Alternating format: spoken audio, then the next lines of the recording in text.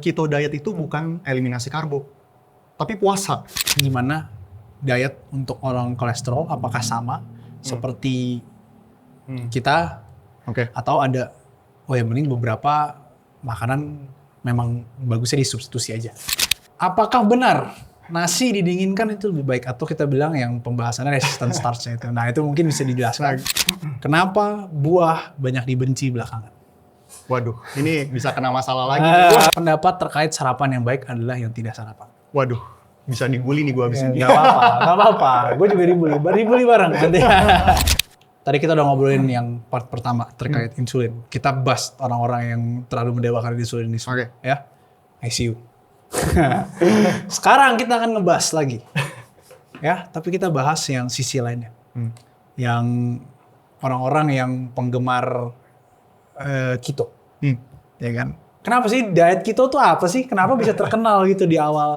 Kapan? Mungkin lu kemarin udah sharing tentang pencetusnya untuk apalagi carnivore dan lain-lain. Tapi keto dulu deh. Oke. Kenapa kita diet bisa populer? Oke, jadi keto itu pertama kali diperkenalkan pada tahun 1920 ya. Tapi bukan sebagai diet untuk penurunan berat badan. Oke. Sebagai untuk treatment epilepsi oleh namanya Russell Wilder. Oke. Ya. Kemudian tahun 1970 itu mulai trending lagi oleh Robert Atkins. Oke. Robert Atkins dinamakan sebagai Atkins Diet. Terus habis itu turun lagi. Nah tahun ini, maksudnya tahun 2000-an itu mulai naik lagi. Sekarang kita ketahui itu sebagai keto diet. Nah, kenapa bisa sampai trending? Ya basically ya karena it works gitu loh. Salah satu cara tergampang untuk menurunkan berat badan ya eliminasi makro. Ya nggak perlu mikir. Kalau misalkan kita lihat yang sebaliknya, yang low fat, itu namanya Ornish diet. Itu kebalikannya Atkins. Oke. Itu sih sebenarnya asal mulanya dari keto diet. Oke, jadi keto diet itu berarti untuk treat epilepsi. Yes. Why? Ya karena, awalnya itu keto diet itu bukan eliminasi karbo, tapi puasa. Karena puasa itu juga bisa meningkatkan keton bodies. Nah jadi si Russell Wilder ini menemukan bahwa ketika mereka dipuasakan, symptoms epilepsinya atau kejangnya itu menurun. Iya. Tapi pada akhirnya diet keto ini untuk terapi epilepsi itu mulai turun ya, karena pada saat itu ada obat epilepsi juga yang gampang kan, cuma tinggal pop the pill. Berarti emang dulu bahkan awalnya puasa ya? Iya, puasa. Terus habis itu mulai dipikirin nih kira-kira gimana caranya untuk menghasilkan ketosis tapi nggak perlu puasa gitu loh. Yaitu salah satu caranya dengan low carb. Oke. What's good about ketosis? What's good? Apa yang secara theoretical bilang kayak, memang ketosis itu bagus buat tubuh, alasannya apa gitu? Dibanding ketika itu nggak terjadi gitu. Ya sebenarnya sih basically ya balik lagi, mereka itu kan takut dengan insulin. Insulin itu kan mereka kan teorinya ketika insulin naik, habis itu dia akan memicu lipogenesis, habis itu dan akan mencegah fat oxidation gitu kan. Okay. Nah kalau ketosis itu kebalikannya. Ketosis itu kalau kita lihat dari satu mekanisme doang, kan ketosis itu kan produk dari lemak. Okay. Jadi istilahnya ketika tubuh itu dalam tanda kutip kekurangan energi, kekurangan glukosa, maka tubuh akan memproduksi namanya keton bodies gitu. Nah jadi mereka beranggapan bahwa dengan diet keto ini, terus mereka akan memproduksi keton bodies, maka fat oxidation akan meningkat gitu, otomatis akan terjadi weight loss. Gitu. Oke. Jadi alasannya itu? Ya sebenarnya alasan utamanya itu. Ya, tapi ya sebenarnya ya balik lagi ketika kita melihat uji klinis manusia isocaloric feeding yang sebelumnya kita udah bahas, yang ada perbedaan. Despite perbedaan level insulin, keduanya mau low carb, mau low fat ya, tuh penurunan berat badannya sama. Mungkin berarti ada mechanism of action yang nggak semuanya tuh fat oxidation berarti dari insulin dong. Berarti pasti ada. Ya, mungkin ada metode atau hormon lain. Betul. Atau ada aksi lain. Nah itu yang mungkin kita mesti perlu luruskan kalau ya dok ya, karena banyak yang kayak begitu, cuma insulin gitu loh. Sebenarnya intinya sih tubuh kita itu bukan A tambah B sama dengan C gitu loh. Tubuh kita itu ya kompleks. tubuh kita pasti akan mencari cara supaya law of thermodynamics itu, energy balance itu untuk tetap apply gitu. Jadi in the end ya tetap yang paling penting itu adalah human outcome data gitu loh. Apa yang terjadi ketika kita beneran ngasih orang itu makan gitu loh, low carb versus low fat, dan ternyata ketika kita lihat ya ternyata sama-sama aja weight loss rate-nya. Oke. Weight loss rate Iya. sama. Kan tubuh kita itu kan kompleks, banyak ratusan ribuan mekanisme yang terjadi ketika kita makan karbo gitu loh. Jadi nggak bisa semata-mata kita cuma melihat satu mekanisme doang. Nah ya itu. Jadi ada mungkin negative feedback, positive feedback, bla Yes, bla bla. yes. Itu mungkin ya tugas kita lah untuk kita menjelaskan secara simpel ke orang-orang ini. Ini yang orang suka salah, maksudnya suka nggak bisa tangkap gitu loh. Kayak padahal yang terpenting itu ya adalah human outcome data gitu, tapi mereka malah terlalu terfokus sama satu mekanisme itu doang gitu. Ya. Ada dua tipe sih, yang penting human outcome data, dia nggak mau dengerin human outcome data, atau yang terlalu data tapi bacanya salah. sorry nggak maksud. Nah, keto and carnivore, berarti carnivore nih mirip kayak keto. Mungkin bisa dijelasin, anggap gue orang awam, gue nggak tahu tentang keto, nggak tahu tentang carnivore. Apa itu keto bedanya, apa itu carnivore bedanya sama keto itu apa? Ya basically kalau keto itu masih include plants, ya kalau carnivore ya strict animal products, only animal products. Ada yang pernah meneliti nggak keto versus carnivore itu sendiri, apa ada bedanya atau akhirnya sama aja? Sepengetahuan saya nggak ada. Belum ada ya? Ada. Tapi gue mau bahas dulu ya. Jadi dari sisi kesehatan, sebenarnya studi robust yang membahas carnivore ini nggak ada, sama sekali nggak. Ini pre-new. Tapi bisa dibilang pre-new dong. Apa pendekatan carnivore ini apa udah lama atau masih baru populer aja? Setahu saya itu baru populer tahun 2017 oleh, kalau nggak salah, oleh Sean Baker atau Paul Saladino. Oke. Setahu saya. Oke. Kalau untuk studi yang meneliti, yang benar-benar meneliti carnivore diet itu nggak ada, bro. Tapi kita udah tahu lah, maksudnya kira-kira masa depannya itu akan gimana ketika kita melihat studi-studi yang lain gitu loh. Kayak contoh ya, Pak, kita lihat aja karakteristik dari diet carnivore. Pertama, terlalu banyak makan daging. Ya, terlalu banyak makan daging, risiko colon cancer meningkat. Terus habis itu konsumsi lemak jenuh yang berlebihan juga meningkatkan risiko fatty liver, meningkatkan risiko diabetes. Terus habis itu meningkatkan risiko serangan jantung juga, karena lemak jenuh yang berlebihan bisa meningkatkan kolesterol. Terus habis itu nggak include plant product sama sekali. Ya, itu sih. Ya kan? Otomatis nggak konsumsi fiber. Padahal fiber itu banyak manfaatnya untuk kesehatan kita. Ya salah satunya untuk menurunkan risiko colon cancer gitu. Bukan berarti daging lemak jenuh itu lu jangan makan sama sekali ya. Intinya ya itu kuncinya adalah berlebihan. Iya. Iya. Berarti bahkan keto and carnivore kalau lu harus pilih, keto ya masih ada plannya. Better keto sih. Keto masih bisa dijadiin sehat. Oke. Keto masih bisa dijadiin sehat ya. Fokusnya lemaknya jangan lemak jenuh. Biasa orang keto, terus kan dia eliminasi karbo nih. Kalau kita eliminasi sesuatu, pasti mereka akan kompensasi dengan mensubstitusi sesuatu gitu. Yeah. Nah biasanya pada umumnya mereka akan substitusi dengan animal products, dengan lemak-lemak hewani. Oke. Ya padahal sebenarnya lebih better kalau misalkan kita perbanyak dengan lemak non jenuh yang tadi saya sudah bilang, ada kacang-kacangan, fatty fish, alpukat, itu ya mostly dari plants. Oke, berarti itu tadi terkait keto and diet. Tadi dokter ada singgung soal kolesterol. Nah, kan kalau gue pribadi cek nggak ada masalah. Cuma anggap aja gue orang awam, kolesterol tuh kenapa bisa naik? Hubungannya sama lemak apa? Dan mungkin gimana? Itu nanti abis itu ya. Gimana paling terakhir gimana diet untuk orang kolesterol? Apakah sama seperti kita? Atau ada mending beberapa makanan memang bagusnya disubstitusi aja. Jadi kenapa kolesterol itu bisa naik? Karena ada banyak faktor ya. Tapi salah satu faktor utamanya adalah terjadinya defect terhadap LDL reseptor.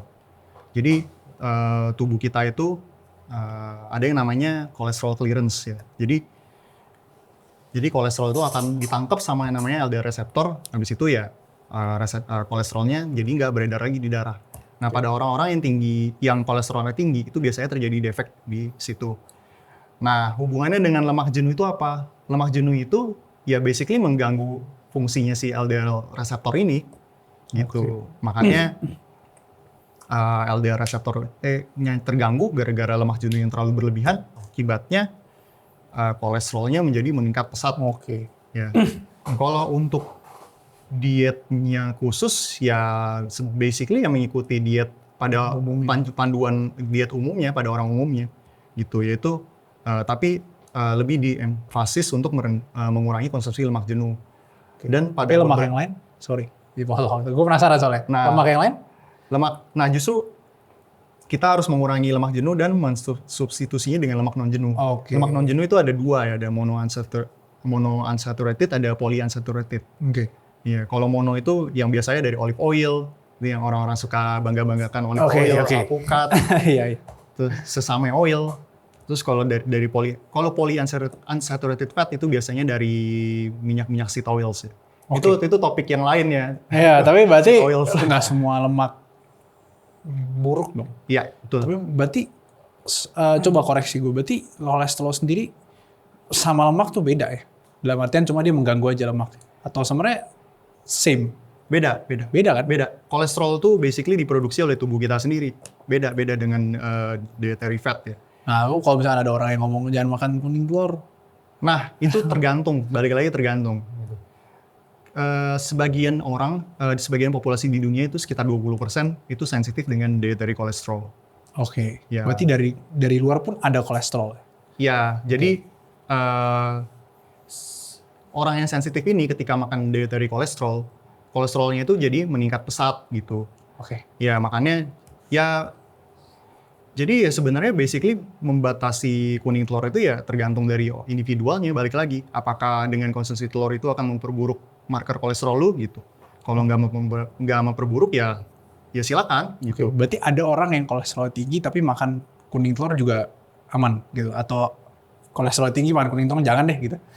Nah, ya itu. Jadi coba ya balik lagi eksperimen ya, istilahnya eksperimen. Ya coba aja ketika kolesterol lu tinggi dan kebetulan lu lagi banyak makan telur, kurangin gitu. Coba kurangin gitu. Oh, ternyata turun gitu. Ya, berarti karena memang telur ya. Tapi kalau misalkan nggak turun, nah berarti ada faktor lain. Salah satu kan genetik juga kencang. Iya, I see. Genetik dari kolesterol clearance itu lumayan kencang. Kencang ya. Iya. Jadi memang pasti itu kenapa? Kalau dokter cek pasti kan ada riwayat keluarga nggak yang kayak begini juga gitu. Karena itu juga penentu ya. Betul. Itu yang menjadi salah satu assessment untuk target terapi LDL. Seberapa rendah LDL yang dicapai itu ada penilaiannya. Berarti apakah absolut jumlah LDL-nya yang penting atau perbandingan dia sama HDL-nya? Enggak, tetap LDL-nya secara absolut. Karena kalau misalkan kita pakai ratio, kan kalau misalkan HDL-nya tinggi tapi LDL-nya tinggi juga kan rasionya pasti bagus. Ya, berarti tetap ini. Iya, secara resiko juga tetap tinggi karena LDL-nya tinggi. Makanya kita sekarang nggak pakai rasio lagi. Udah LDL. How about kalau HDL yang rendah? Dua-duanya rendah deh gitu lah, say. Nah, itu juga HDL itu it depends sih. HDL itu basically menandakan bahwa lu secara metabolik tuh healthy. Nah, tapi maksudnya kalau misalnya kita lihat orang dengan HDL yang rendah ya, kita lihat apakah HbA1c-nya bagus, triglyceridnya bagus, yang lain-lain bagus semua. Kalau itu bagus semua ya gue nggak masalah. Gue nggak gitu. Ya, kecuali kalau misalkan triglyceridnya ternyata tinggi juga, habis itu gula darahnya tinggi juga. Betul, metabolismenya is problem. Menarik sekali. Kita bahas kolesterol. Gue jadi ingat keluarga gue yang kena kolesterol. Pengen bahas ini sih mengenai studi carnivore yang Harvard itu. Nah, orang itu kayaknya orang yang biasa di kultus carnivore itu kayaknya membanggakan banget studi itu ya, kayak overall health improvement-nya bisa sampai 90% ke atas, ya kan? Lu pernah baca kan? Nah, terus juga penyakit bisa sembuh di atas 90%. Padahal lu kalau jeli, lu lihat metode penelitiannya. Jadi kultus carnivore itu ada istilahnya ada grup sosial medianya, Reddit, Facebook, Iya. Twitter. Kalau lu baca, dia itu ngambil sampelnya dari situ. Oh, oke. Crazy, right? Jadi basically itu adalah sebuah anekdot yang dipublish. Oke.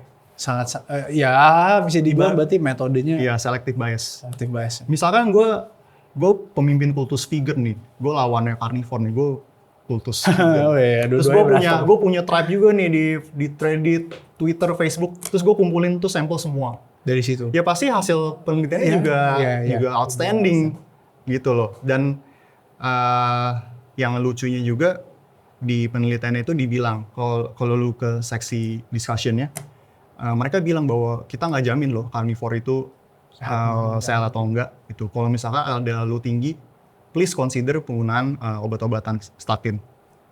Mereka nggak baca tuh. Iya, jadi kadang suka nggak kelar bacanya dan iya gitu sih ya. Kita ketika baca jurnal kita harus lihat dalam scope jelas yang pertama yang lebih besar dulu, apakah penting atau enggak, ada mekanisme lainnya atau enggak. Terus baru kita lihat scope yang lebih kecil, kita lebih jeli. Kan banyak orang yang miss loh, dok di metodologi, di limitation, ya nggak baca. Ya kan go straight to the abstract, lihat hasilnya berapa. Terus lihat results. Sebenarnya itu yang menjadi makanya orang-orang yang evidence based itu bisa viral ya, karena basically ya jujur aja masyarakat Indonesia itu scientific literacy-nya masih rendah gitu loh. Dan kalau yang penting ada jurnalnya gitu kan, kalau ada jurnalnya udah pasti benar gitu. Padahal coba lu kritis sedikit, lu lihat, lu buka jurnalnya, lu cek, kayak ya lu ngertiin jurnalnya dan pasti kelihatan gitu loh, ternyata basically klaimnya itu nggak sesuai dengan jurnalnya. Kalau gue pribadi ya, daripada kalian sotoy lihat jurnal, mendingan lihat peer-reviewed jurnalnya. Kalau gue suka lihat orang-orang yang memang pinter, dia bahas terkait jurnalnya, menurut dia apa opininya. Gue kumpulin dari semua banyak itu, mereka mostly bilang apa, ya itu udah kemungkinan besar ini kok, lu cukup akan belajar jadi kritis kok. At least ya lu ketemu jawabannya menurut mereka. Karena banyak yang kayak, oh gue tinggal cari aja results-nya, terus tinggal pilih-pilih yang sesuai sama yang gue mau. Nah, itu dia. Kebanyakan orang itu, kalau misalkan dalam mencari jurnal, itu mereka bikin kesimpulan dulu. Habis itu baru cari jurnal yang cocok bagi dia. Itu namanya cherry picking. Ya. Itu adalah salah satu falasi lah istilahnya. Harusnya, jangan bikin kesimpulan dulu. Kalian bikin hipotesa. Tes. Terus cari semua jurnal yang bahas, terus kalian analisa. Setelah itu baru kalian bikin kesimpulan. Hipotesa kalian benar atau enggak, atau kurang tepat, atau atau salah gitu kan. Iya, exactly. Ya, itu sebenarnya kalau orang sains ya, that's us. Dan honestly itu sesuatu yang sulit dimengerti gitu loh. Even sama orang yang gelarnya tinggi gitu loh, jujur aja. Ya, karena ya itu ngomonginnya udah pola pikir sih. It's not all about lu punya data ya memang quality, tapi pola pikir itu menurut gue juga sangat-sangat penting. Makanya gue suka banget dengan, gue biasa suka mention meta-analisis, karena meta-analisis itu kan basically bisa dianggap sebagai konsensus lah gitu. Makanya gue suka banget mengeluarkan meta-analisis. Ya, bahkan juga zaman sekarang, ya kalian juga harus sabar ya, karena gue kalau waktu itu baca, abis meta-analisis ada yang regressionnya, itu juga bakal kepake. Kalau kalian lihat tier dari jurnal itu kan beda-beda. Oke, kita udahan dulu ngomongin jurnal. Gue takut kepleset. Ya, kita akan bahas something viral ini di bagian terakhir. Ada beberapa hal yang udah gue siapkan. Lu bisa jelasin secara ringkas, tegas. Ya, gak usah takut lu dibenci. Karena ya gue pun banyak dibenci kok guys ya. Pertama, pendapat terkait sarapan yang baik adalah yang tidak sarapan. Waduh, bisa dibully nih gue abis ini. Gak apa-apa. Gue juga dibully bareng nanti. Jadi, ini kan awalnya dari si dokter itu ya. Dokter itu di podcast si beliau. Jadi sebenarnya gini, kalau misalkan kita melihat studi yang membandingkan skipping breakfast sama regular eating, pagi, siang, malam, ya sudah jelas yang skipping breakfast itu unggul, pasti unggul. Ya karena lu basically kan lu bandingin orang yang diet sama gak diet, ya kan? Pasti lebih unggul yang diet dong, penurunan berat badan segala macam. Nah sekarang coba kita puter sedikit nih. Jadi coba kita bandingkan orang yang skipping breakfast sama skipping dinner. Tiga. Jadi sama-sama skipping, sama-sama IF, tapi waktunya diputer, jendela makannya diputer. Ternyata studi menemukan bahwa skipping dinner itu better daripada skipping breakfast. Iya. Gitu. Tapi kita juga pasti percayanya ya itu bos harusnya sama lah. Kalau gue ya pribadi. Ya, tapi berdasarkan penelitian, bukan berarti skipping breakfast itu buruk ya. Iya. Tapi statement bahwa sarapan yang terbaik adalah tidak sarapan itu tidak benar. Tidak benar. Karena semua studi itu literally menunjukkan skipping dinner lebih bagus dari skipping breakfast. Semuanya? Iya. Saya boleh taruhan coba cari satu yang skipping dinner lebih jelek. Karena berarti nggak sama. Berarti hasilnya nggak sama kalau secara paper ya. Iya. Lebih bagus, bahkan condong ke skipping breakfast ada keunggulannya tersendiri. Tapi kalau kita bandingkan secara dari kesehatan metabolik, dari weight loss itu lebih unggul, biasanya lebih unggul skipping dinner. Karena ya balik lagi mengikuti circadian rhythm kita. Oke, I see. That's it. That's why. Ya. Karena ada studi juga yang melihat jadi isocaloric feeding cuman yang grup pertama itu menghabiskan sebagian jatah makanannya di awal hari. Ya, yang kebalikannya. Secara weight loss semua sama, tapi grup yang menghabiskan jatah makanannya di awal hari itu lebih merasa full dan kenyang. Psychological effect-nya ya? Ya, itu dia. Makanya sebenarnya bukan berarti skipping breakfast itu buruk ya. Cuma balik lagi. Jangan diklip, tolong teman-teman ya. Bukan berarti skipping breakfast itu buruk. Tapi kalau bilang yang paling baik, klaim. Ya, it's wrong. Bukan gue yang ngomong ya, ini dari dokter. Meskipun gue juga ngomong seperti itu. Ya, tolong jangan hina gue, guys. Ya. Oke, second. Kenapa buah banyak dibenci belakangan? Waduh, ini bisa kena masalah lagi. Gak apa-apa, enggak. Gak usah sebut orang. Gue kan ngelihat dari datanya kan. Maksudnya banyak, udah mulai banyak bermunculan. Nanti masuk ke radar gue. Kenapa buah sering dibenci belakangan? Gue minta tolong langsung dijelasin aja itu the point. Jujur orang yang bilang buah itu bahaya itu annoying ya. They're very annoying. Beneran, jujur. Karena jadi gini, kalau kita awalnya itu kan karena fruktosanya ya. Jadi mereka bilang fruktosa itu bisa memperberat kerja hati, terus habis itu bisa menyebabkan fatty liver dan lain segala macam. Padahal ketika kita balik lagi kita melihat human outcome data, kita melihat uji klinis manusia, fruktosa itu nggak ada bedanya sama karbohidrat jenis yang lain. Jadi fruktosa akan menyebabkan liver fat dan penimbunan lemak, yaitu ketika terjadi kalori surplus dari fruktosa itu sendiri. Oke. Nah, cuma yang gue sebel adalah mereka yang suka point out fruktosa itu berbahaya. Mereka nggak tahu bahwa ada yang lebih bahaya lagi dari fruktosa. Kalau misalkan kalorinya itu berlebihan, yaitu tadi sebenarnya udah saya spill lemak jenuh. Oke. Ya, jadi balik lagi di uji klinis manusia, isocaloric feeding tapi overfed. Jadi masing-masing di overfed 1000 kalori. 1000 kalori dari lemak jenuh, 1000 kalori dari simple sugar. Saturated fat atau lemak jenuh itu meningkatkan liver fat sebanyak 55%. Oke. Dibandingkan dengan simple sugar sekitar 33%. Oke. Nah, bahkan ada studi lagi yang menunjukkan bahwa lemak jenuh itu peningkatannya bisa sampai 86%. Oke.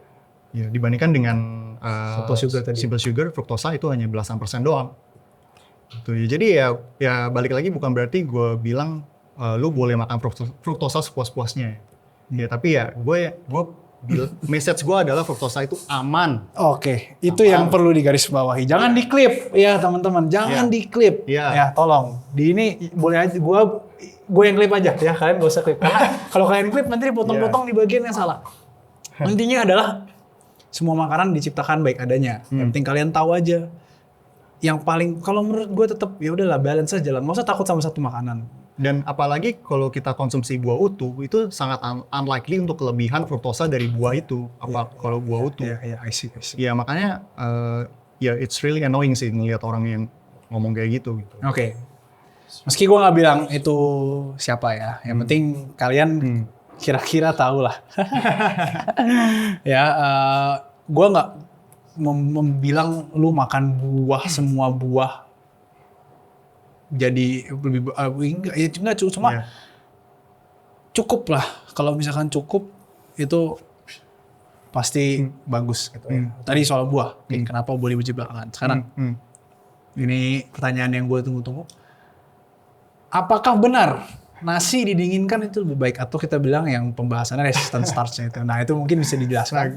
Oke, gue mungkin bahas dari asal mulanya dulu ya. Ya. Jadi awalnya itu resistant starch itu, topik mengenai resistant starch itu mulai trending pada tahun 2015 karena ada salah satu studi di Sri Lanka yang dipublish di American Chemical Society yang meneliti tentang nasi. Jadi nasinya itu dimasak sama coconut oil, habis itu dibekuin kira-kira selama 12 jam. Habis itu peneliti itu mengamati peningkatan resistant starch di test tube ya. Jadi bukan dikasih makan, dikasih di test tube. Jadi dari berdasarkan perubahan resistant starch itu kira-kira berapa kalori sih yang terpangkas gitu ya.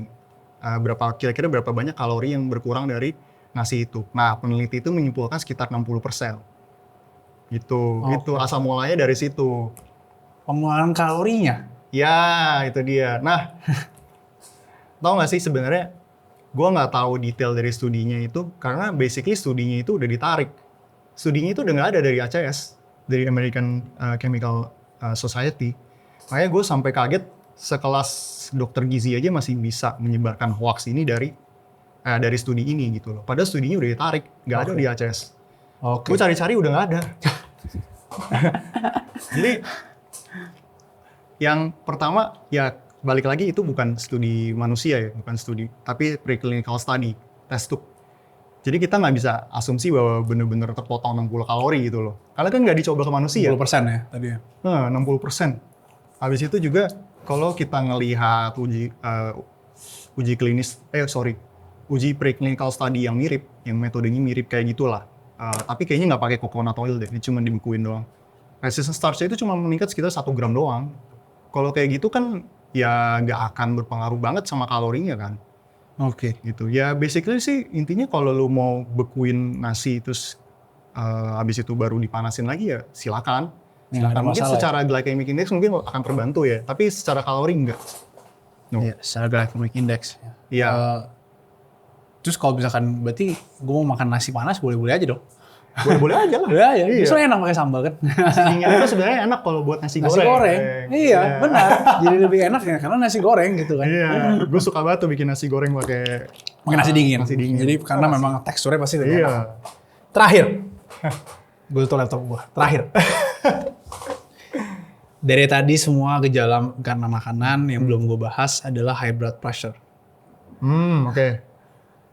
Kebetulan gue turunan high blood pressure dari bokap gue juga. Sekali lagi yang gue tanya, kalau high blood pressure tuh penanganannya seperti apa? Terus habis itu pola dietnya seperti apa? Sama ya mungkin ada masukan nggak? Misalkan gue pasien, bisa dibilang pasien darah tinggi lah. Iya.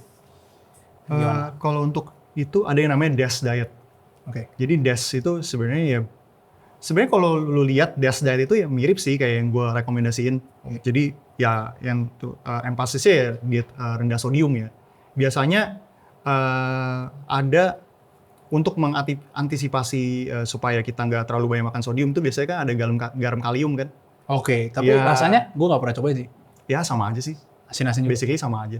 Atau bisa menggunakan micin juga. Oke. Ya micin kan kandungan sodiumnya lebih rendah. Iya. Ya sisanya sama kayak rekomendasi diet yang tadi gue bilang. Iya. Itu basisnya semua dari yang namanya Mediterranean style diet. Oke. Kalau obatnya sendiri kan ada obatnya dong kalau misalnya darah tinggi kan. Nah itu berarti rata-rata karena gue banyak banget lihat orang ya. Ya udah dia memang udah predestined kayak ya lu darah tinggi, dia udah kurangin tuh garamnya tuh. Tapi masih ya karena ya tinggi. Balik lagi faktor gen itu ada. Iya. Kalau kayak gitu berarti udah nggak masalah. Menurut gue better lu preventif dari sekarang daripada ujung-ujungnya akan menyebabkan komplikasi kemana-mana. Iya. Tapi obatnya sendiri selama under supervision berarti nggak.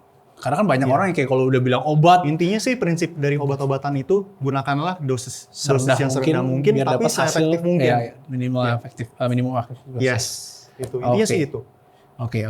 I see. Nah itu menarik. Tapi high blood pressure gue rasa kalau kalian emang itu silahkan ke dokter yang memang menangani gitu ya. Jadi kayak kira-kira kayak gitu aja untuk pembicaraan kita. 2 part ya, cukup panjang, sekitar 1 jam. Thank you Dr. Kevin buat udah nyempetin kesini. Kalau kalian mau cek silahkan Instagram. Dr.Kevin Lomenta. Oke. TikToknya juga sama. Sama, oke. Nanti gue kasih di link di bawah ya teman-teman. Kalau kalian juga pengen belajar soal hal kayak gini, gue juga ada platform belajar fitness untuk kalian. Silahkan cek ke academyfitness.id. Discord-nya juga gratis, gue sertain di bawah. Oke. Sampai jumpa ya teman-teman dan Dr. Kevin mungkin di kesempatan yang lainnya. Bye.